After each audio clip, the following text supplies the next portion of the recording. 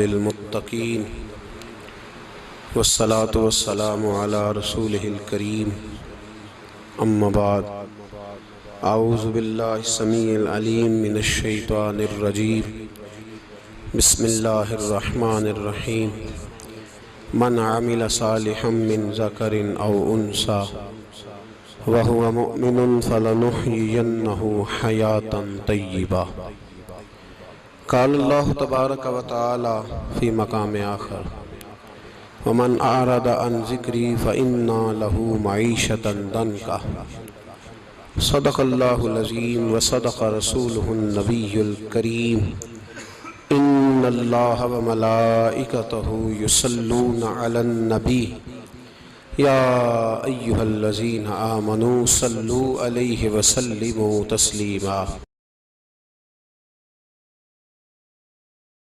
اللہم صلی علی سیدنا و مولانا محمد معدن الجود والکرم وآلہ وصحبہ وبارک وسلم۔ عزیز دوستو، انسانی زندگی اثرات لیتی ہے، اچھے اثر بھی ہوتے ہیں، برے اثر بھی ہوتے ہیں۔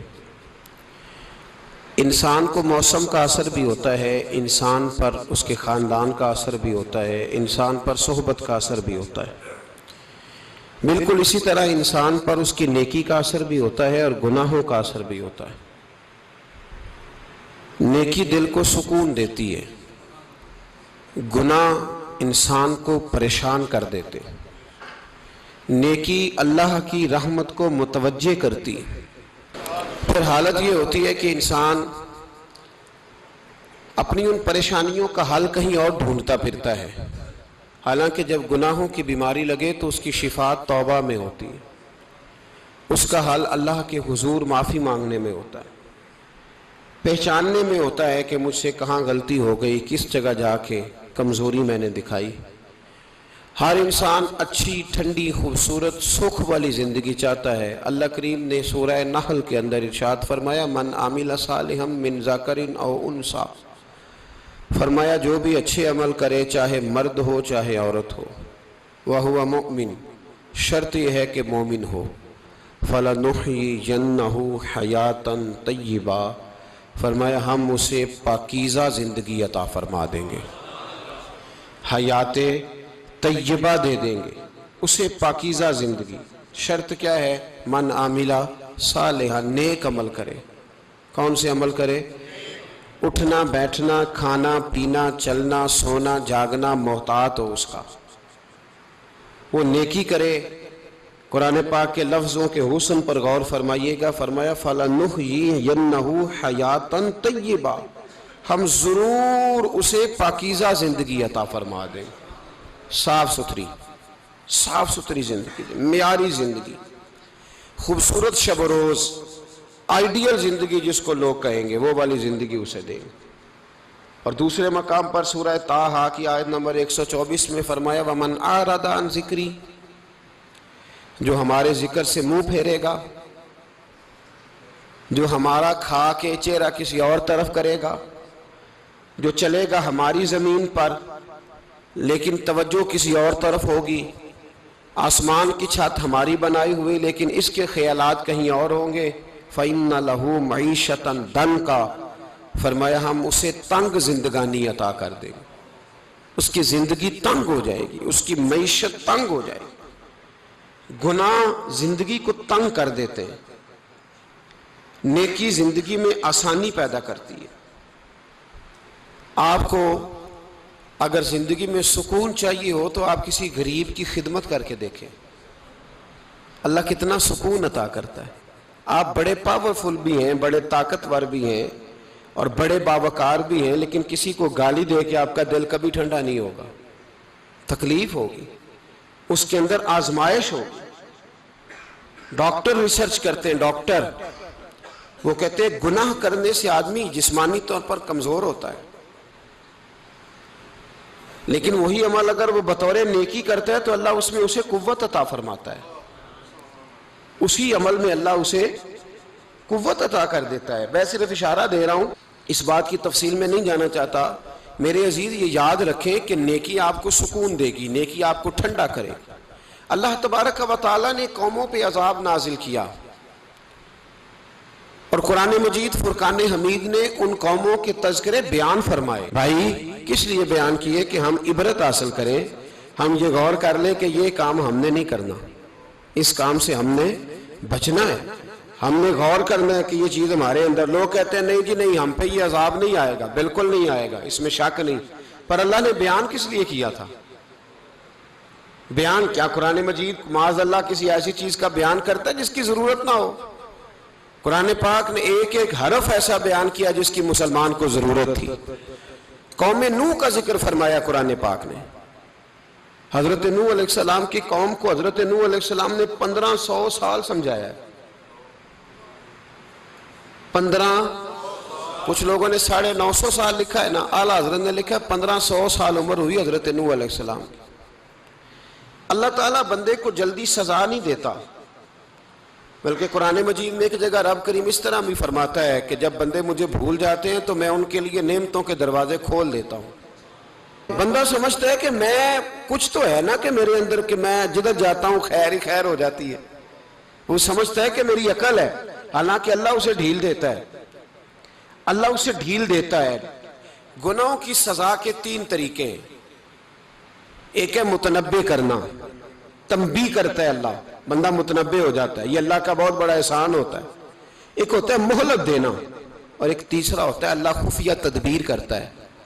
تھوڑا سا سمجھیے گا، انسان پر کوئی آزمائش آئی، فوراً اس کی چھٹی اس نے کہا کہ وہ فلاں جگہ غلطی کی تھی تب ایسا ہوا ہے.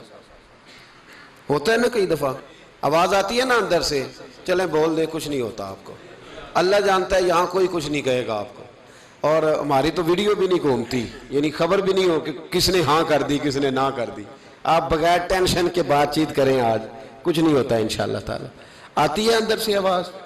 میں آپ سے اس لیے ان چیزوں کی تصدیق کراتا ہوں کہ باقیوں کو بھی آتی ہے کہ نہیں، اس لیے تصدیق. کبھی کوئی کسی جگہ انسان پریشان ہوتا ہے تو محسوس کرتا ہے کہ وہاں مجھ سے ہوتا ہے نا جی. جس کو یہ نصیب ہو جائے بڑا خوش نصیب آدمی ہے. حضرت مولا علی فرماتے ہیں اگر تجھے دنیا میں سزا مل گئی تو بچ گیا ہے، سمجھ پھر اللہ کرم کرے گا، آخرت میں سزا نہیں دے گا.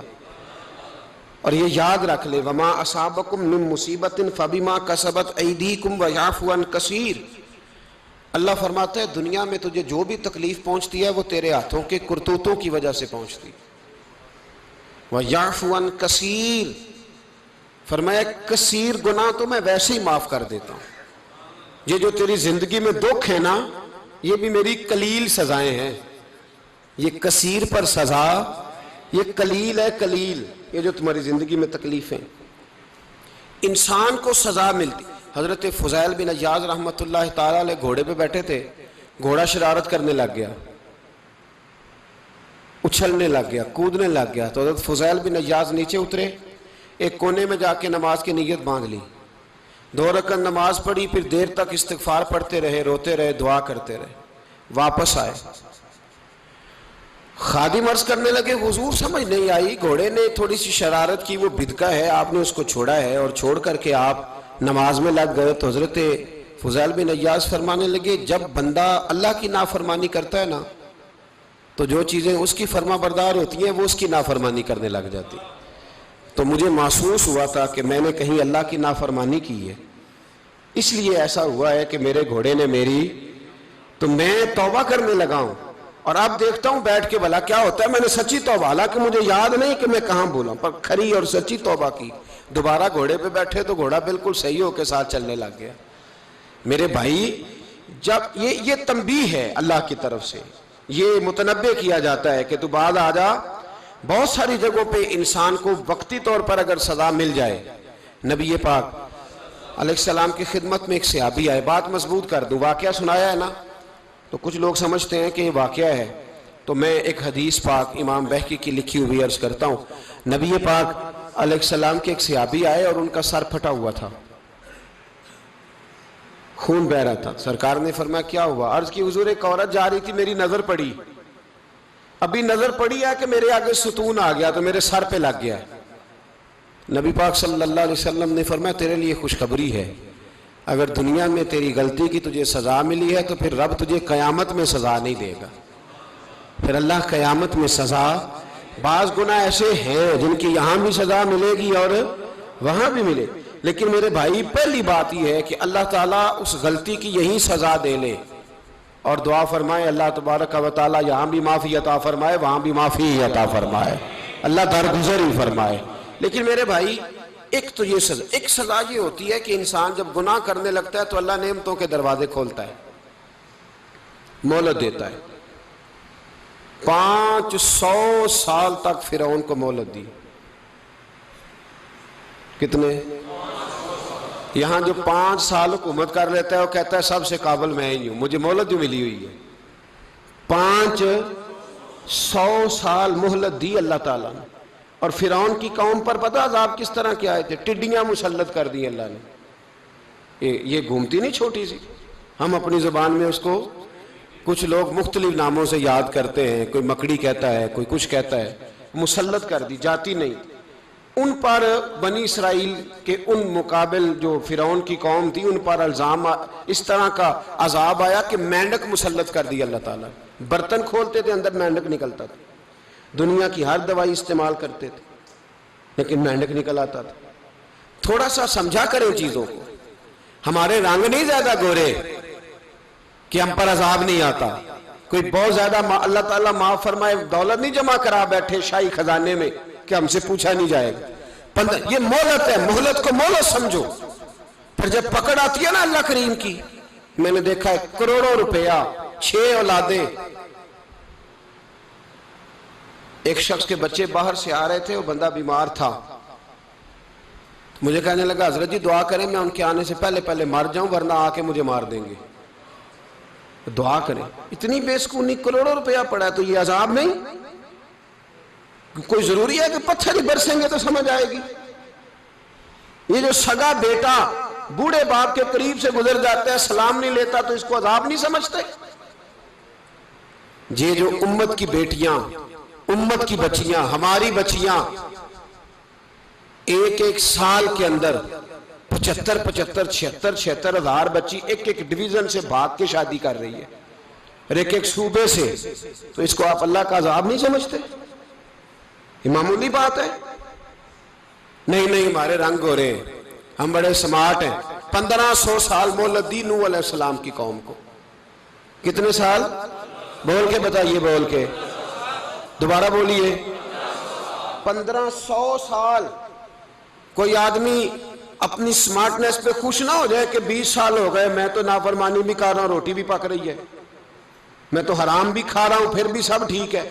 1500 سال مہلت دی، پھر حضرت نوح کہنے لگے اللہ میں نے تو بڑا سمجھایا نہیں باز آتے، تو رب کریم نے فرمایا کشتی بناؤ۔ اللہ کے پیغمبر کشتی بنانے لگے تو قوم مذاق اڑانے لگ گئی۔ اب کیا کرنے لگے ہو؟ اب کشتی بنانے لگے ہو، خیر تو ہے، قوم مذاق اڑا رہی ہے۔ حضرت نوح علیہ السلام کا آپ نے کشتی بنائی، پانی کہاں سے نکلا؟ نہ بارشیں ہوئی نہ سیلاب آئے، ایک تندور تھا اس کے اندر سے پانی نکلنا شروع ہو گیا۔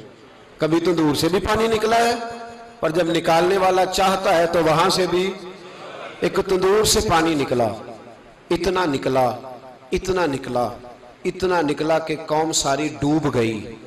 قرآن مجید کے صفحات شہادت دیں گے کہ حضرت نوح کی قوم کا بچہ بہ گیا، بچے صرف وہ تھے جو حضرت نوح کے ساتھ ہو گئے، تباہ ہو گئی۔ اللہ بے نیاز ہے، بے نیاز۔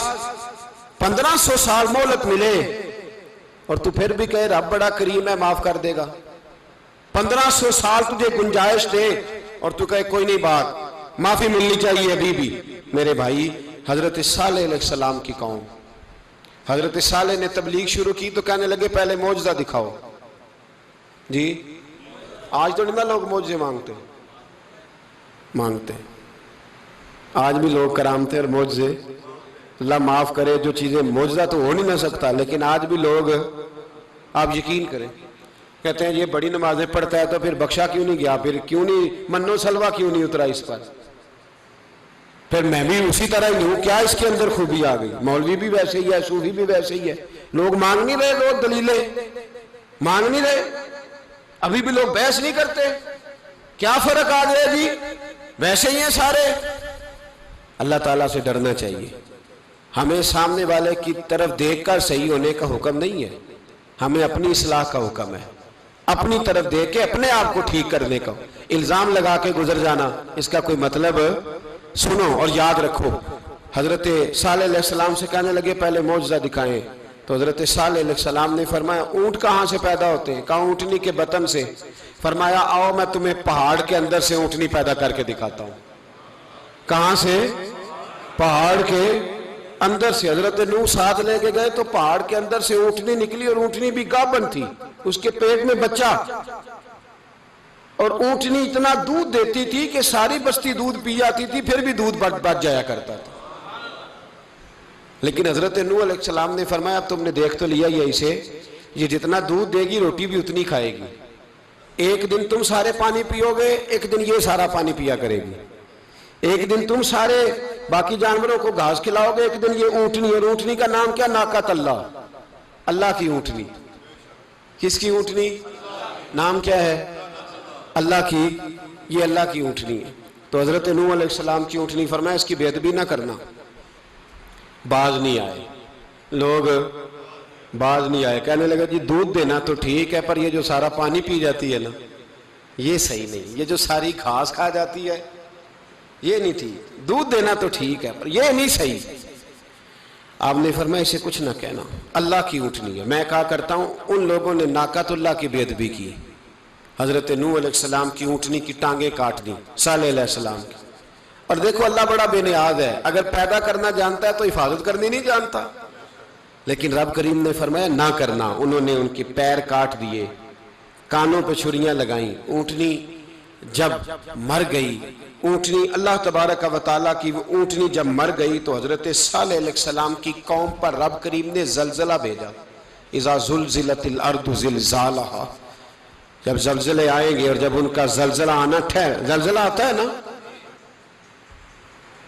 کیا کرتی ہے قوم؟ لا الہ الا اللہ، لا الہ الا اللہ، کلمے جاری ہو جاتے۔ بلکہ ایک دفعہ ایسا بھی ہوا کہ مسجدوں میں اعلان ہونے لگے زلزلہ آ رہا ہے، جو فجر کے لیے نہیں اٹھے زلزلے کے لیے وہ بھی اٹھ گئے، جن کا دعویٰ ہے نا میری سویرے آنکھ نہیں کھلتی، ان کی لگی نہیں کتنے گھنٹے، بعد میں بھی نہیں لگی، ٹی وی پہ اعلان ہوتے رہے کوئی نہیں آ رہا سو جاؤ چپ کر کے، لیکن آنکھ لگی۔ موت سے تو ڈرتا ہے، اللہ سے ڈرتا ہی نہیں، موت کا خوف ہے رب کا نہیں۔ زلزلہ آیا ساری قوم تباہ ہو گئی۔ بتاؤ اگر ناقۃ اللہ کی گستاخی ہو تو اللہ ناراض ہو جاتا ہے، اور اگر اولیاء اللہ کی ہو، اگر اولیاء اللہ کی ہو تو رب ناراض نہیں ہوتا؟ شرم نہیں آتی لوگوں کو داتا صاحب کی بے ادبی کرتے؟ شرم نہیں آتی لوگوں کو غوث اعظم کی گستاخی کرتے؟ حیا نہیں آتی جنہوں نے دین پھیلایا ان کی بے ادبی؟ میں درد سے کہتا ہوں، رو کے کہتا ہوں، اور اگر کلیجہ پھٹ سکے تو میں دکھاؤں زخم کتنے۔ ایک حج کے موقع پر ایک بابا جی، اس سال 4,80,000 روپے کا پرائیویٹ حج تھا، اور بابا جی کی کیفیت کمزور تھی، بیچارے بیمار تھے، اس کے باوجود وہ گئے۔ بوڑھے آدمی، جا کے بیٹھیے، بزرگ، اور کتنی مشکل ہے وہاں منا، مزدلفہ، عرفات، طواف زیارت، کتنا مشکل کام ہے طواف زیارت کرنا، طواف وداع کرنا۔ کس کٹھن سے حج کیا، بڑھاپے میں پیسے بھی لگائے، اور جب وہ روضہ رسول پہ گئے صلی اللہ اور انہوں نے جا کے نبی پاک صلی اللہ علیہ وسلم کے روضے کی طرف منہ کر کے درود شریف پڑھا تو ایک ملا نے اٹھ کے کہہ دیا تو مشرک ہے۔ تو میری روح کانپی، میں نے کہا تجھے شرم نہیں آئی، حیا نہیں آئی؟ اس کی عمر دیکھ، کس بڑھاپے میں کہاں سے چلا، کہاں آیا۔ یہ مشرک ہوتا تو کسی مندر میں جاتا، یہ مشرک ہوتا تو کسی گرجے میں جاتا، یہ مشرک نہیں، یہ مومن ہے، اور یہ وہ والا مومن ہے جس کے سینے میں دل جب دھڑکتا ہے تو خالی دھڑکتا نہیں، ساتھ وہ محمد عربی پہ درود و سلام بھی پڑھتا ہے۔ شرم نہیں آتی لوگوں کو؟ اتنی بڑی گستاخی کرتے ہیں۔ جو روضہ رسول پہ آیا مشرک ہے۔ میں نے تو ایک مولوی کو صاف صاف کہا تھا، میں نے کہا اگر میں مشرک ہوں تو نکالو، مشرک کا داخلہ تو یہاں ویسے ہی منع ہے۔ شرم نہیں آتی؟ اپنی زبان کا ایک پاس کرو کچھ۔ اتنا ظلم، اتنی بڑی فرقہ واریت امت میں، اتنا امت کو تقسیم کرتے ہو، تمہیں شرم نہیں آتی؟ جہاں سے اتحاد کا پیغام دینا چاہیے وہاں سے تم لوگوں کو فرقے کا پیغام دیتے ہو، ایک مقصود فرقے کی تبلیغ کرتے ہو۔ خدا را تو میں کہہ رہا ہوں ناقت اللہ کی بے ادبی پہ عذاب آتا ہے تو اولیاء اللہ کی بے ادبی پہ نہیں آتا. داتا صاحب ساری زندگی تبلیغ کرتے رہے, ایک آدمی نے اٹھ کے کہہ دیا جناب وہ تو شرک کا اڈا ہے, تو رب کریم ناراض نہیں ہوتا ان باتوں سے؟ ہمیں خیال کرنا چاہیے, اللہ سے ڈرنا چاہیے. ان چیزوں سے عذاب آتا ہے اور آ رہا ہے, اللہ تعالی ہمیں محفوظ فرمائے. اللہ ہمیں اس سے, قوم لوط پہ بھی عذاب آیا, ہم جنس پرستی, مرد مردوں سے بدکاری کرتے. حضرت نوح نے سمجھایا کہ یہ کام درست فطرت کے خلاف ہے, یہ کام درست نہیں. جب انسان یہ کام کرتا ہے تو زمین اور آسمان کانپتے ہیں. اب میں کیسے کھول کے بتاؤں, میرے پاس اعداد و شمار ہیں کہ پاکستان کے اندر اس کام کی کیفیت کیا ہے اور کس طرح کر کے لوگ, میں تو رونا روتا رہتا ہوں داڑھی کا. لوگ کئی دفعہ کہتے ہیں حضرت صاحب پہلے بھی آئے تھے تو داڑھی کی بات, پھر بھی آئے تو داڑھی کی بات, تو میں رونا روتا ہوں. اس لیے روتا ہوں کہ جو کلین شیو نوجوان ہوتا ہے وہ امرد کے حکم میں ہے, اس پر وہی حکم لگتا ہے جو عورت پہ لگتا ہے. اس کے ساتھ مرد کا اٹھنا بیٹھنا اسی طرح ناجائز ہے جس طرح عورت کے ساتھ. حضرت جنید بغدادی رحمت اللہ تعالیٰ علیہ کے سامنے ایک شخص نے کہا وہ کتنا خوبصورت نوجوان جا رہا ہے, تو آپ فرمانے لگے تو حافظ قرآن نہیں؟ کہا ہاں. فرمانے لگے جا اپنے حفظ کی خیر بنا. وہ شخص کہتا ہے میں نے اس بغیر داڑھی والے کلین شیو نوجوان کو بری نظر سے دیکھا, مجھے قرآن پاک ہی بھول گیا, سارا قرآن پاک بھول. اور کتنے سال میں دعائیں کرتا رہا, بیت اللہ کے طواف کرتا رہا, میں یاد بھی کرتا تو نہیں ہوتا. کیسے اب تو ہمارا نعت کہاں بیوٹی پارلر سے ہو کے آتا ہے, ہم کسی اور کو کیا پیغام دیں. وہ پیغام, وہ نظام, وہ طریقہ کار جس کا حکم تھا شریعت میں, قوم لوط پر عذاب آیا. صحیح بیٹھتے ہوں گے بچے جو موٹر سائیکلوں پہ بیٹھتے ہیں. میں نے گجرانوالہ کی سڑکوں پہ بچوں کو, نوجوانوں کو جو تماشے کرتے سر عام دیکھا ہے تو مجھے ڈر لگتا ہے. اور کوئی روکنے والا نہیں, شغل ہو رہا ہے, ہنس رہے ہیں, اور سامنے عورتیں بھی ہیں, سب ہو رہا ہے. کتنی تکلیف کی بات. حضرت نوح کی قوم یہ کام کرتی تھی, قرآن پاک نے بیان کیا ہے. حضرت نوح نے سمجھایا, فرمایا رب کریم نے تمہیں اپنی خواہش پوری کرنے کے لیے جائز طریقہ عطا فرمایا, عورتوں سے نکاح کرو, اور اس نکاح کی برکت سے جو اللہ تمہیں اولاد دے گا اس کو اللہ تبارک و تعالیٰ تمہارے لیے باعث بخشش بھی فرمائے گا. لیکن جب قوم نہ مانی تو جو قوم میں لوط کا عمل کرے اس کا علاج قرآن نے بیان فرمایا کہ آسمان سے پتھر برسیں گے. پھر پتھر برسے اور جن کے بڑے بڑے اچھے دماغ تھے ان کے دماغ چکنا چور کر دیے گئے, تباہ کر دیے گئے, ان کے دماغ زمین پر بچھاڑ دیا گیا. اللہ مہلت دیتا ہے لیکن اس کا مطلب یہ نہیں کہ انسان توبہ ہی نہ کرے. حضرت شعیب علیہ السلام کی قوم پر بھی عذاب آیا, اس لیے کہ بددیانتی کرتی تھی, ناپ تول میں کمی کرتی تھی. میں نے کہا تھا شب قدر کی رات کہ یہ کوئی تماشا ہے کہ شب رات آئی تو ساری رات روتے رہے, یا اللہ معاف کر دے, یا اللہ معاف کر دے, رو رو کے چیخے مار مار روئے. شب قدر آئی تو پھر چیخے ماری, ساری رات روئے. تو جس بندے کا پروگرام ہی نہیں سویرے بدلنے کا, دکان پہ بیٹھ کے پھر وہی ناپ تول میں کمی, پھر وہ اللہ تعالیٰ معاف کرے. میں ایک مضمون پڑھ رہا تھا تو وہ فوڈ کے اسپیشل لوگ تمہیں لکھا تھا مہربانی کرو ملاوٹ ہی اچھی چیز کی کر لو, مرچ میں کیری تو نہ ملاؤ اینٹوں کی, وہ تو بیمار کرتی ہے, وہ تو خون کی آنتوں کو روک دیتی ہے. وہ کہنے لگا, اور وہ کہتا ہے میں تمہیں بتاتا ہوں کون کون سی چیز ملائی جا سکتی ہے, وہ ملا لو. خدا را اس قوم پہ رحم کرو, مہربانی. ایک دوست ہے ہمارے, میں وزیر آباد میں ان کے گھر بیٹھا تھا تو ایک میڈیکل, میرا کسی شخص پہ اعتراض کرنے کا میں مجموعی بات کرتا ہوں. میں ایسے ڈاکٹروں کو جانتا ہوں جو اللہ تعالیٰ فضل کرے سچ مچ کے نیک ہیں, اچھے لوگ. تو بچے کا میڈیکل سٹور ہے, تو والد بیمار ہو گیا, تو کہتا ہے ابا جی ڈاکٹر صاحب نے کہا آپ کو ڈرپ لگنی ہے. تو سگے باپ کو ڈرپ لگانے لگا تو باپ کیا کہتا ہے پتر تیری مہربانی مینوں کوئی اصلی لائی, وہ نہ لائیں جڑی لوکاں نو لانا ہے. اب وہ پیار سے سنا رہا ہے بات. میں نے اسے کہا کہ یہ تو ڈوب مرنے کا مقام ہے نا, ڈوب مرنے کا مقام, کہ جس ملک کے اندر دوائی بھی صحیح نہ بکے, اصلی نہ ملے دوائی بھی, اور پھر وہ قوم کہے کہ ہم نے تو پورے روزے رکھے, ہم نے تو بڑا صدقہ اور خیرات کیا, دوائی بھی اصل نہ ملے. جناب شعیب علیہ الصلوۃ والسلام کی قوم ناپ تول میں کمی کرتی تھی تو اللہ تبارک و تعالیٰ نے ان پر بتا عذاب کس طرح کا بھیجا، شدید گرمی ہوئی۔ اللہ ہمیں محفوظ فرمائے، سارے آمین کہہ دیا۔ دیکھیں کتنا اچھا موسم کر دیا رب کریم، اللہ ہمیں محفوظ فرمائے، اللہ رحمت فرمائے۔ شدید گرمی کی لہر آئی، باہر اتنی گرمی ہوئی کہ لوگ اپنے گھروں میں گھس گئے۔ جس طرح سورج کی شعاعیں گھروں کے اندر داخل ہو جاتی، اس طرح گرمی کی لہر اندر داخل ہوئی۔ اور جس طرح کسی کو آگ لگ جائے تو وہ آدمی اچھلتا کودتا ہے نا، اس طرح یہ لوگ اچھلنے لگے اور اچھل کود کے مر گئے۔ جرم کیا تھا؟ ناپ تول میں کمی کرتے۔ حضرت داؤد کی قوم بھی تباہ ہوئی۔ جرم کیا تھا؟ ہفتے والے دن مچھلیاں نہیں پکڑنی تو یہ پکڑتے تھے۔ حکم ہے نا مسلمان کو نماز کے ٹائم کوئی اور کام نہیں کرنا، نماز پڑھنی ہے۔ میرا خیال ہے مسلمان تو فٹافٹ آ جاتے ہیں، سارے ہی پہنچ جاتے ہیں نا مسجدوں میں۔ ہلکا ہلکا بول رہے ہیں آپ، کیوں نہیں پہنچتے؟ اگر حضرت سیدنا، اور پتہ انہیں سزا کیا ملی؟ اللہ نے فرمایا اس ٹائم عبادت کرنی ہے، کام نہیں کرنا، وقت نہیں ہے کام کا۔ انہوں نے مچھلیاں پکڑی، 12,000 لوگ تھے۔ پتہ ہے مالک نے سزا کیا دی؟ بندر بنا دیا اللہ کریم۔ قرآن مجید کا پہلا سپارہ پڑھے، فَجَعَلْنَاهَا نَكَالًا لِمَا بَيْنَ يَدَيْهَا وَمَا خَلْفَهَا۔ اللہ فرماتے ہیں پچھلوں کے لیے بھی عبرت بنا دیا، بعد والوں کے لیے بھی عبرت، نشان عبرت بنا دیا۔ بندر بن گئے، اور جو ان کے دوست جو بچ گئے تھے ان کے پیر چومتے تھے، روتے تھے۔ 3 دن بندر بن کے زندہ رہے، پھر اللہ نے سب کو اجتماعی موت دے دی۔ تو اگر مسلمان سے اللہ کہے کہ نماز کے ٹائم کاروبار نہیں، جمعے کے ٹائم کاروبار، تو مسلمان کہتا ہے نہیں مجھے مہلت ملی ہوئی ہے۔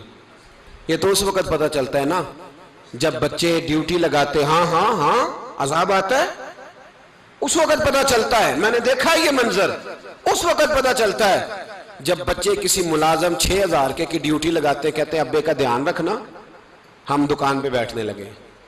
پھر اسے سمجھ آتی ہے اگر میں نماز کے ٹائم مسجد میں ہوتا تو آج میری اولاد میری خدمت میں ہوتی۔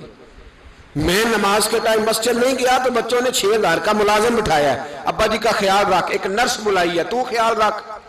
کدھر ہوتے ہیں مسلمان نماز کے ٹائم؟ ایک عیسائی نے اعتراض کیا ہے، سنیں، وہ کہتا ہے مجھے لگتا ہے مسلمانوں کے 3 خدا ہیں۔ مسلمان اڑ گیا، کہنے لگا نہیں ہمارا تو ایک ہے، کہا نہیں 3 ہے، معاذ اللہ استغفر اللہ، ہمارا ایک ہے۔ کہنے لگا نہیں میں ثابت کرتا ہوں، ایک تمہارا خدا 5 نمازوں کا ہے، ایک رمضان کا ہے، ایک عید کا ہے۔ لگتا ہے معاذ اللہ عید والا زیادہ تگڑا ہے، تم زیادہ آتے ہو۔ رمضان والا لگتا ہے اس سے کچھ کمزور ہے، تم تھوڑے آتے ہو۔ اور 5 نمازوں والا شاید سب سے کمزور ہے۔ بات عقل کی ہے کہ نہیں؟ اس نے اعتراض ٹھیک کیا تو مسلمان کو چاہیے نا خیال کرے۔ ایک یہودی نے لکھا تھا، اس نے کہا تھا جس دن مسلمانوں کی تعداد فجر کی نماز میں اتنی ہو گئی جس دن جتنی جمعے میں ہوتی ہے، اس دن نہ کوئی یہودی سازش کرے گا نہ کوئی عیسائی تلوار نکالے گا۔ شرط یہ ہے کہ یہ اسی طرح فجر پڑھنے آئیں جس طرح جمعہ پڑھنے آتے ہیں، تو پھر کوئی شخص بھی ان کو کسی جگہ شکست دے سکتا تو اپنے ہمارے گناہ ہمیں پریشان کرتے ہیں۔ یہ جتنی آزمائشیں ہیں ان کے پس منظر میں گناہ ہیں۔ ہماری زندگی کے اندر جتنی تکلیفیں، ہماری پریشانیوں کا سبب ہم خود ہیں۔ بہت ساری جگہوں پہ ہم غلطی کرتے ہیں، اس کی ہمیں سزا ملتی ہے، غلطی کی سزا۔ ایک نوجوان نے مجھے بڑی گہری بات سنائی، میرا قریبی تعلق تھا، کہنے لگا گھر میں بڑا مسئلہ ہے، بڑی پریشانی ہے، ماں اور بیوی کا ماحول اتنا سخت ہو گیا ہے کہ نمٹ نہیں سکتا۔ آپ یقین کریں میں نے ڈیٹیل سے ساری چیز کو سٹڈی کیا، میرے پاس اتنا وقت نہیں ہوتا، پھر بھی میں نے اس فیملی کو پورا پڑھا تو غلطی نوجوان کی نکلی۔ نہ اس پہ اماں اعتبار کرتی ہے نہ بیوی اعتبار کرتی ہے۔ اس نے جھوٹ بول بول کے اس طرح کی ماحول پیدا کر دیا ہے کہ کوئی اس پر اعتماد کرنے کو تیار ہے۔ اگر آپ ناراض نہ ہو تو ایک بات کروں، پتہ ہے گھر میں ماحول کب خراب ہوتا ہے؟ باہر والے ہماری تقریر سنتے ہیں، گھر والے ہمارا عمل دیکھتے ہیں۔ جب وہ دیکھتے ہیں نا کہ یہ کس طرح کا شخص ہے، اس کے رویے، اس کا کردار، اس کا لب و لہجہ کتنا برا ہے اور یہ کردار کا کتنا کمزور ہے۔ اعلیٰ حضرت فرمایا کرتے تھے نیک وہ ہوتا ہے جس کی تنہائی صاف ستھری ہوتی ہے، اس لیے ماحول بگڑ جاتا ہے۔ یہ جو ہم کہتے ہیں نا میرے سجن بڑے بنتے ہیں پھر ٹوٹ جاتے ہیں، کچھ لوگ ایسے ہوتے ہیں جو ان کے پاس جاتا ہے انہی کا ہو جاتا ہے۔ وہ کہیں اور کے قابل کیوں بھلا؟ اس لیے کہ ان کے کردار میں ٹھنڈک دیکھتا ہے، ان کے لب و لہجے میں مٹھاس دیکھتا ہے، اس شخص میں اتنی خوبصورتی دیکھتا ہے کہ اسی کا بن جاتا ہے۔ حضرت ابراہیم بن ادم کے پاس ایک نوجوان آیا، کہنے لگا میں گناہ کرنا چاہتا ہوں۔ فرمانے لگا بالکل کر، اللہ کا دیا ہوا رزق کھانا چھوڑ دے اور گناہ کر۔ کہنے لگا یہ نہیں ہو سکتا۔ فرمانے لگے چل پھر اس طرح کر، رب کی زمین پہ نہ رہ، کسی اور کی زمین پہ چلا جا۔ کہنے لگا یہ بھی نہیں ہو سکتا۔ فرمانے لگے چل اللہ کی چھت سے نکل جا۔ کہنے لگا یہ بھی نہیں ہو سکتا، تو آپ رو پڑے۔ فرمانے لگے پھر جناب اسرائیل جب آئیں تو ان سے کہنا مجھے 2-3 سال کی مہلت دے دے، پچھلی میری گناہوں میں گزر گئی، میں ذرا 3 سال عبادت کر لوں۔ تو وہ شخص بھی رونے لگا، کہنے لگا حضور وہ مہلت نہیں دیتے، وہ جب لینے آتے ہیں تو پھر لے کے اللہ تعالیٰ نے جب انسان بنانا چاہا نا تو جناب جبریل کو کہا مٹی لے کے آ زمین سے۔ حضرت جبریل نے مٹی پہ ہاتھ ڈالا تو باقی کی مٹی رونے لگ گئی، اسے جدا نہ کر۔ تو جناب جبریل چھوڑ کے چلے گئے۔ حضرت میکائیل کو بھیجا مٹی لا، مٹی پہ ہاتھ ڈالا تو باقی کی مٹی رونے لگ گئی، چھوڑ کے چلے گئے۔ جناب اسرائیل کو بھیجا، مٹی پہ ہاتھ ڈالا تو باقی کی رونے لگ گئی، چھوڑ کے نہ جاؤ۔ تو حضرت اسرائیل فرمانے لگے تیرا رونا دیکھو کہ رب کا حکم دیکھو۔ وہ لے گئے، جب پیش کی تو رب کریم نے فرمایا اسرائیل جان نکالنے کی ڈیوٹی بھی تیری، تو مٹی کو لے آنا، باقی مٹی روتی بھی رہے تو روتی رہے، جب میرا فیصلہ آ جائے تو پھر اس میں کوئی گنجائش، ہم کھاتے بھی اللہ کا ہیں، نافرمانی بھی اس کی کرتے، زمین پہ بھی اس کی چلتے ہیں، نافرمانی بھی اس کی کرتے، حکم کسی اور کا مانتے، چھت پہ رب کریم کی رہتے۔ اس طرح نظام نہیں چلتا۔ میرے بھائی یاد رکھ لو، گناہوں کی سزا ملے گی، زندگی تنگ ہو جائے، یہاں بھی آزمائش ہوگی اور وہاں بھی۔ میں نے درس پہ کہا تھا، پھر بات کہتا ہوں، یہ میں اپنے لیے کہہ رہا ہوں، توجہ ہے میری بات پر۔ دعا فرمایا کرے کہ جو کچھ ہم نظر آتے ہیں اللہ ہمیں ویسا بننے کی توفیق بھی عطا فرما۔ اللہ ویسا بننے کی، یہ مشکل معاملہ ہے، مشکل۔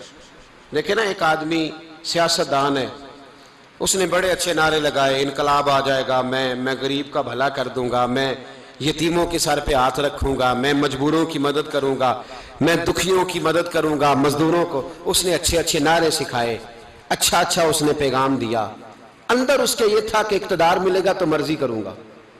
لوگ اس کے گرد بھی گئے، اس کی گاڑی کے پیچھے بھی بھاگے، لوگوں نے اس کے نعرے بھی لگوائے، جیب سے پیسے لگا کے اس کے پوسٹر بھی شائع کیے، لوگ اس کے گرویدہ ہو گئے، لوگوں نے پوری، اور میری قوم نے تو بیچاری نے کئی دفعہ دھوکے کھائے۔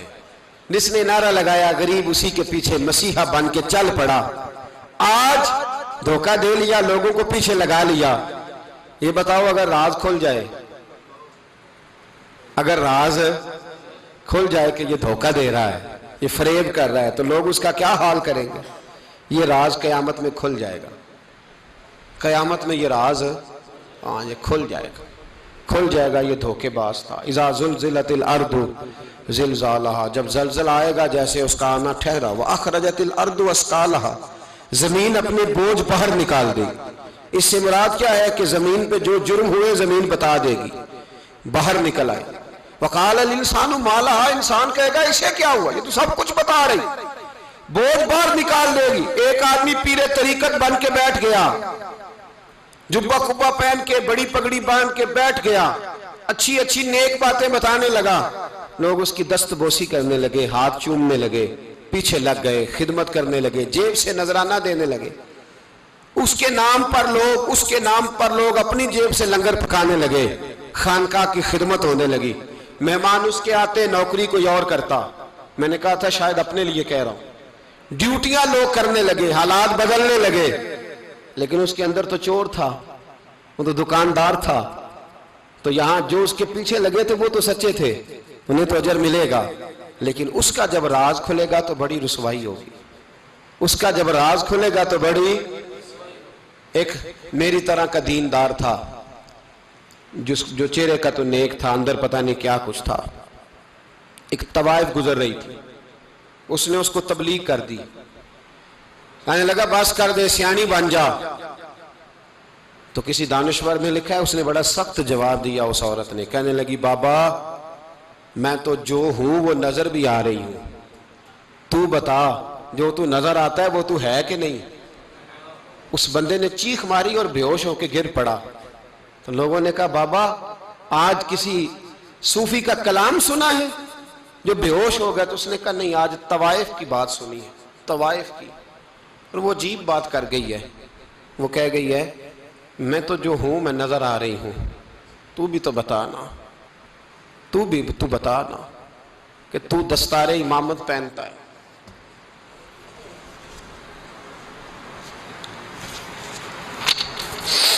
تو بتا، تو جو کہلاتا ہے تو وہ ہے کہ نہیں؟ یہ وقال الانسان ما لہا، یہ راز قیامت میں کھلے گا. ہم جو کچھ بتا رہے ہیں نا اپنی زبانوں سے، ہمیں اپنے گناہوں کا احساس ہونا چاہیے. ایسا نہ ہو کہ جب سزا ملے تو پھر اس طرح کی ملے کہ دوبارہ کسی کو کوئی منہ دکھانے کے قابل نہ رہے. میرے بھائی یاد رکھیں اور سمجھیں، گناہ انسان کی زندگی کو تنگ کرتے ہیں. میرے نبی پاک علیہ السلام نے فرمایا جب تو جھوٹ بولتا ہے تو تیرے فرشتے کرامن کاتبین سائیڈ پہ ہو کے کھڑے ہو جاتے ہیں. جب تو زنا کرتا ہے تو تیرے اندر سے ایمان نکل جاتا ہے. اور نبی پاک علیہ السلام نے فرمایا جب میری قوم میں ناانصافی عام ہو جائے گی تو قتل بھی عام ہو جائے گا. اور سن لو لکھ لینا یہ حدیث دل کی تختی پر. نبی پاک علیہ السلام نے فرمایا جب میری قوم میں بے حیائی اور بدکاری عام ہو جائے گی تو 2 سزائیں اللہ دے گا. ایک تو جوان موتیں آئیں گی، جوان بچے کچھ بھی نہیں دیکھا چلے گئے. اور دوسری سزا اللہ یہ دے گا کہ ایسی بیماریاں آئیں گی جن کا علاج نہیں ملے گا، ایسے امراض پھوٹ پڑیں گے. اگرچہ میں آپ کو ایسی تقریر بھی سنا سکتا تھا جس پہ آپ بہت زیادہ محظوظ ہوتے، پر میں نے اس جمعے میں ایسا موضوع چنا ہے جس کا ہمیں خاص ضرورت ہے. بھائی دیکھیں تو صحیح، کہیں ایسا تو نہیں کہ ہم ان عیبوں میں مبتلا ہیں. میرے نبی کریم علیہ السلام نے فرمایا جب تم نیکی کا حکم دینا اور برائی سے منع کرنا چھوڑ دو گے پھر اللہ تم پر ظالم حکمران مسلط کرے گا. اور اگلے لفظ اس سے بھی زیادہ سخت ہیں. محبوب فرمانے لگے پھر تمہاری نیک لوگ دعائیں بھی کریں گے تو اللہ وقتی طور پر ان کی دعاؤں کو بھی قبول نہیں فرمائے گا. اس لیے کہ تم لوگوں نے نیکی کا حکم دینا اور بھلائی سے روکنا چھوڑ دیا. عزیزو یاد رکھو جب گناہ عام ہوتے تو پھر حالات بدلتے اور لوگوں کو سزا ملتی ہے ان کے گناہوں کی. بلکہ یہاں تک لکھا ہے کہ نیت خراب ہو تو سزا شروع ہو جاتی. کیا خراب ہو؟ بولیے گا. نیت بھی خراب ہو تو سزا.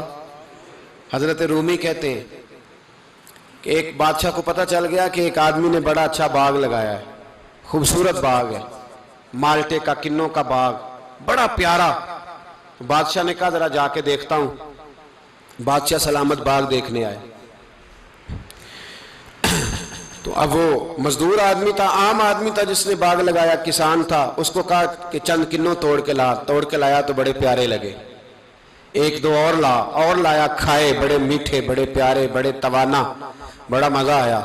تو بادشاہ کے دل میں خیال آیا کہ اس پہ قبضہ نہ کر لوں باغ پہ. ہمارے ہاں نا کرائے پہ دکان دیتا نا مالک، تو جب کسی غریب کی چل جاتی ہے کہتا ہے تو خالی کر، میں نے خود ڈال لی ہے. چل گئی نا اس کی. حالانکہ رزق اپنے اپنے نصیب کا ہے، رزق اپنے اپنے نصیب کا ہے، جس کو اللہ تعالیٰ چاہتا ہے عطا کرتا ہے. تو اس کو کہا کہ اور توڑ کے لا، اور دل میں خیال ہے کہ یار اتنا اچھا باغ ہے قبضہ کر لیتے ہیں. ہماری حکومتیں قبضہ کر لیتی ہیں کہ جو چیز اچھی لگ جائے. اب وہ کسان 2-3 کنوں توڑ کے لایا، اس نے کھائے تو کھٹے نکلے، ترش تھے. کہنے لگا تجھے کیا ہو گیا ہے؟ تو بندہ بڑا صاحب دل تھا، کہنے لگا میں تو ٹھیک ہوں، آپ اپنی نیت سے پوچھیں کہیں خراب تو نہیں ہو گئی. تو کنوں میں بھی اس کا اثر آ گیا ہے. اپنی نیتیں بگڑ جائیں نا، نیتیں. اب ایک بات کہنے لگا ہوں، غور سے سننا. جب تک 2 بھائی اکٹھے کاروبار کرتے ہیں نیت ہوتی ہے کہ ہمارا گھر چلے گا، تب تک اللہ برکت دیتا ہے. اور جب اپنی اپنی جیبیں سمیٹنے لگ جاتے ہیں نا کہ یہ میرا 5,000 ہے، آج میں گیا تھا اگرائی کرنے، یہ میرا 10,000 ہے، آج میں نے محنت زیادہ کی، جب وہ ٹٹولنے لگتے ہیں پھر اس دکان سے بھی برکت اٹھ جاتی ہے، پھر وہاں سے بھی برکت چلی جاتی ہے. فَإِنَّ لَهُ مَعِيشَةً ضَنْكَ. فرمایا جب تو میں منہ پھیر لیتا ہے پھر تیری زندگی اللہ تنگ کر دیتا، پھر وہاں سے بھی برکت خوبصورتی اثر اٹھ جاتا ہے۔ ایک سنار نے گلی میں ایک یتیم چھوٹے سے بچے کو گھومتے دیکھا تو سنار بے اولاد تھا، بچے کو اٹھا کے گھر لے آیا۔ 18 سال اس بچے کی پرورش کی، اس کو پالا پوسا جوان کیا۔ سنار کے پاس وہ دکان پہ چلا جاتا، وہ کئی دفعہ دکان پہ رہتا، کئی دفعہ گھر میں رہتا۔ ایک دفعہ وہ دکان پہ تھا، بچہ گھر تھا، 18 سال کا جوان، اس کی بیوی اکیلی تھی۔ وہ جس نے ماں بن کے پالا تھا اس نے اسی پہ حملہ کر دیا، اس کا بازو بری نیت سے تھاما، بیوی چیخی۔ تھوڑی دیر گزری تو وہ نوجوان پیروں میں بیٹھ گیا، کہنے لگا اماں پتہ نہیں مجھے کیا ہوا۔ شام کو سنار آیا، بیوی چیخنے لگی، چلانے لگی، کہنے لگی آج عجیب بات ہوئی، جس کو میں نے جگر کا خون دے دے کے پالا اسی نے گندی نظر ڈالی۔ سنار محو حیرت ہے، بیوی کا خیال تھا کہ لاٹھ اٹھائے گا، ڈنڈا اٹھائے گا، نوجوان کو مارے گا، لیکن وہ رونے لگ گیا۔ اس نے کہا آج اس نے میرا بازو تھاما ہے، جانے کیا کیا ہے؟ پریشان ہونے لگ گیا، سجدے میں گر گیا، کہا تو بتاتا کیوں نہیں؟ تو وہ سنار کہنے لگا اس کی غلطی نہیں، 18 سال کے بعد آج مجھ پر بھی شیطان سوار ہوا تھا۔ ایک عورت آئی تھی، وہ اپنے بازوؤں میں چوڑیاں پہننا چاہتی تھی تو میں نے بھی گندی نظر سے ہاتھ ڈالا تھا، رب کریم نے مجھے فوراً اس کی سزا دی۔ جن کے گھروں میں بیٹیاں ہوتی ہیں ان کی نظریں گندی نہیں ہوتی، جو بیٹیوں کے باپ ہوتے ہیں، جو بہنوں کے بھائی ہوتے ہیں، ان کی نظریں گندی۔ اور اگر تو ٹیلی فون کرتا ہے، تو کسی عورت کے ساتھ تعلق رکھتا ہے تو یہ بات لکھ لے، امام فخر الدین رازی 1، علامہ اسماعیل حقی 2، مولانا جلال الدین رومی 3، امام خازن 4، امام جلال الدین سیوطی 5 حدیث کے استاد اور محدث لکھتے ہیں کہ اگر تو کسی پر گندی نظر ڈالے گا تو تیرا گھر بچ سکتا، یاد رکھ نہیں بچے گا، اس لیے کہ تیری نظر کسی کی بیٹی کو بیٹی سمجھ تاکہ تیری بچی کا پردہ قائم رہے، کسی کی بہن کو۔ یہ کیا بات ہوئی کہ تو جتنا مرضی گند معاشرے میں پھیلاتا رہے تیرا گھر بچا رہے؟ یہ کیسے ہو سکتا ہے؟ فَإِنَّ لَهُ مَعِيشَةً ضَنْكَ، اللہ فرماتے ہیں زندگی تنگ ہو جائے گی تیرے لیے مشکل، تو ڈھونڈتا پھرے گا کہ میں مرنے کو جگہ تلاش کروں۔ سچی توبہ کرے، کھری توبہ کرے۔ یہ گناہ انسان کو مجبور کر دیتے ہیں۔ حضرت عبداللہ بن مبارک رحمت اللہ تعالیٰ علیہ، ان کے سینکڑوں شاگرد تھے، ایک شاگرد کے انتقال کا وقت آیا تو گھر گئے ملنے۔ آپ کہتے ہیں میں نے زور لگا لیا پر اس کی زبان پر کلمہ جاری نہیں ہوا۔ میں اسے کہتا کلمہ پڑھ پر اس کی زبان پر جاری۔ اللہ اکبر، بہت بڑی نعمت ہے، دعا فرمائیں اللہ ایمان کی موت عطا فرمائے، ایمان کی موت دے اللہ کریم، ایمان کی موت دے۔ ایسے بھی لوگ دیکھے ہیں، مسجد نبوی ہے، رسول اللہ کا شہر ہے، سر سجدے میں ہے، روح پرواز کر گئی، روح پرواز۔ کتنا نصیبوں والا ہے، کتنا نصیبوں والا ہے کہ مسجد نبوی میں سر سجدے میں رکھا ہے اور اللہ تبارک و تعالیٰ نے محبوب کے قدموں میں موت عطا فرمائی۔ تو حضرت عبداللہ بن مبارک کہتے ہیں میں نے اس کو کہا کلمہ پڑھ تو اس کی زبان پہ جاری نہیں ہوتا۔ میں بار بار کہتا تو وہ منت کرتا، کہتا حضور میں کوشش کرتا ہوں جاری نہیں ہوتا۔ فرماتے میں پریشان ہو کے اٹھا، ابھی میں دروازے پہ پہنچا تھا، اس نے چیخ ماری اور روح پرواز کر گئی۔ بچے رونے لگے، بیوی رونے لگی، تو میں نے اس کی بیوی سے کہا کہ یہ جرم کیا کرتا تھا، اتنا بڑا پاپی پہ کلمہ جاری نہیں ہوا۔ اس کی زوجہ کہنے لگی حضرت جی 2 گناہ تھے اس کے، ایک تو یہ شراب کا عادی تھا، روکتی تھی باز نہیں آتا تھا، اور دوسری بات یہ کہ یہ اپنی اماں کا نافرمان تھا، وہ 2 گلیاں چھوڑ کے رہتی ہے، یہ کبھی ملنے نہیں گیا تھا، اس بوڑھی کا کلیجہ اس کی طرف سے بڑی تکلیف میں تھا۔ تو حضرت عبداللہ بن مبارک کہنے لگے جا تو بھی دعا کر اور اس کی ماں کو بھی کہہ دعا کرے کہ یہاں تو یہ کلمہ نہیں اسے نصیب ہوا، اللہ کرے اللہ آخرت کی منزلیں اس کی بہتر فرما دے۔ میرے بھائی ایسے گناہ حضرت مالک بن دینار نے توبہ کی انہوں نے۔ کس طرح؟ فرماتے میں نشے کا عادی تھا، کسی نے مجھے کہا کہ بطور دوائی شراب پی لو تو میں نے پی لی، نشے کا عادی تھا، شراب پیتا تھا۔ اللہ تعالیٰ نے بڑی منتوں اور کوششوں کے بعد، منتوں کے بعد ایک بیٹی عطا فرمائی، وہ بھی 2.5-3 سال کی ہوئی تو پردہ کر گئی۔ کہتے میں اس کی قبر پہ بیٹھ کے گھنٹوں روتا، شراب کا عادی تھا۔ ایک دن سویا تو خواب دیکھتا ہوں کہ میرے پیچھے ایک بڑا سانپ لگ گیا اور سانپ جب منہ کھولتا ہے تو انگارہ نکلتا ہے. میں پھر دعا کرتا ہوں اللہ ہمیں معاف فرمائے, اللہ ہم سے درگزر. میں کچھ قبرستانوں میں جاتا ہوں تو میں وہاں سانپ بچھو پھرتے ہوئے دیکھتا ہوں, اور ڈر آتا ہے کہ ہم یہاں آنے والے ہیں. یہ لوگ کہہ رہے ہیں کہ تمہاری تیاری ہے, کسی وقت بھی اعلان ہو جائے گا کہ چلو بھائی چلو فلاں صاحب کا جنازہ ہے, اٹھو. لوگ کہتے ہیں جلدی کرو, اور ایک کونے میں ایک شخص یہ بھی کہتا ہے کہ دیگ بھی رکھ لو, مہمان بڑے جمع ہو گئے. اور ایک کونے میں لوگ یہ بھی کہتے ہیں کہ برف ٹھنڈی لے آؤ, لوگوں نے پانی بھی پینا. پہلے اعلان ہوتا ہے کہ فلاں فوت ہو گیا, پھر اعلان ہوتا ہے جنازے کا ٹائم ہو گیا, پھر اعلان ہوتا ہے جنازہ اٹھایا جائے گا, اور پھر بات ختم ہو جاتی ہے. پھر کل من علیہ فان, پھر کوئی نہیں پوچھنے آتا. ختم ہو گئے, قصہ ہی ختم ہو گیا. ان لوگوں کی کہانی مٹ گئی, ختم ہو گئے. بڑے بڑے کنج کلا, کوئی پوچھنے والا نہیں. موت کا راج ہے, راج ہے موت کا راج. موت راج کرتی ہے بس, اور کسی کا راج نہیں. وہ راج کرتی ہے, جدھر جاتی ہے اسی کا راج ہے, راج کر رہی ہے. تو حضرت مالک بن دینار کہتے ہیں قبرستان میں نے دیکھا, میں خواب دیکھتا ہوں, بڑا اژدہا, اس کے منہ کے اندر آگ, میرا پیچھا کر رہا ہے. کہتے ہیں میں خواب دیکھ رہا ہوں. میں دوڑا, لیکن وہ اژدہا جب میں دوڑا تو میرے آگے آ کے کھڑا ہو گیا. میں مشرق کو دوڑا تو وہاں بھی آ گیا, مغرب کو دوڑا تو وہاں بھی آ گیا. جناب مالک بن دینار کہتے ہیں ایک بوڑھا شخص کمزور مجھے بچانے آیا, پر اس اژدہا نے پھونک ماری تو وہ بوڑھا آدمی دور جا گرا. کہتے میں چیختا تھا, چلاتا تھا. ایک پہاڑی پہ میں بھاگا گیا تو وہاں مجھے میری بیٹی ملی, مجھے فوت ہو گئی. وہ اس اژدہے کے آگے اس نے یوں ہاتھ کیا تو اژدہا پیچھے بھاگ گیا. میں نے بیٹی کو گود میں اٹھایا, میں نے کہا بیٹی یہ کون تھا؟ کہنے لگی ابا یہ تیرا برا عمل تھا, یہ تیرا برا عمل تھا, یہ تجھے کھا جاتا اگر میں نہ ہوتی. تو کہا یہ بوڑھا جو مجھے بچانے آیا یہ کون تھا؟ کہا یہ تیرا اچھا عمل تھا, پر کمزور بڑا تھا, تھوڑا تھا, یہ تیرے برے عمل کا مقابلہ کرنے کی ہمت نہیں رکھتا تھا. حضرت مالک بن دینار کہتے ہیں میری بیٹی نے خواب میں میری داڑھی پکڑ لی اور کہنے لگی ابا میں چاہتی ہوں تو صحیح ہو جا, ایسا نہ ہو کہ پھر تیرے پیچھے یہ اژدہا لگ جائے. حضرت مالک بن دینار کہتے ہیں جب میں سو کے اٹھا تو میری داڑھی آنسوؤں سے بھری ہوئی تھی. پھر اس کے بعد میں نے توبہ کی, اس طرح کی توبہ کی کہ پھر میں نے کوشش کی کہ دوبارہ میں اپنے رب کی نافرمانی نہ کروں. حضرت عبداللہ ابن عباس فرماتے تھے جو دنیا میں ہنس ہنس کے گناہ کرتے ہیں نا,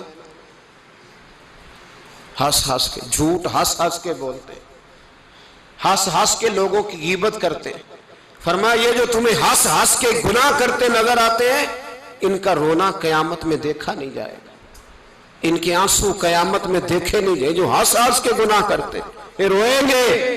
فَلْيَضْحَكُوا قَلِيلًا وَلْيَبْكُوا كَثِيرًا, رب فرماتا ہے زیادہ رویا کرو کم ہنسا کرو. نبی پاک علیہ السلام روتے تو صحابہ کہتے حضور آپ اتنا کیوں روتے ہیں؟ تو محبوب فرماتے جو میں جانتا ہوں وہ تم نہیں جانتے. بھائیو قبروں میں اکیلے جانا ہے, کبھی غور کرنا, اکیلے کوئی بندہ ساتھ حساب دینے نہیں جائے گا. اماں بڑا پیار کرتی ہے لیکن قبر میں کبھی کوئی ماں بھی ساتھ دفن نہیں ہوتی. اپنا اپنا حساب دینا, مشکل وقت ہے, حساب کر لینا چاہیے, تیاری کر کے رکھنی چاہیے. گناہ اگر یہاں ہماری زندگی کو تنگ کریں گے تو وہاں بھی ہمارے لیے مشکلات پیدا کریں. نبی کریم علیہ السلام نے فرمایا ہے کہ اللہ بڑا مہربان ہے, اللہ بڑا کریم ہے, اللہ بڑا ستار ہے. اور یاد رکھو جب کوئی اس کی ریٹ کو چیلنج کرے, جب کوئی اس کے قانون کو توڑے, جب کوئی اللہ کی اعلانیہ نافرمانی کرے, پھر رب کریم کی غیرت کو, اس کے عدل کو جوش آتا ہے. توبہ کرے سچی, مسجد کی حاضری دیں پابندی کے ساتھ. میری آپ سے ہمیشہ یہ گزارش رہتی ہے کہ مسجد کی حاضری پابندی سے دیں.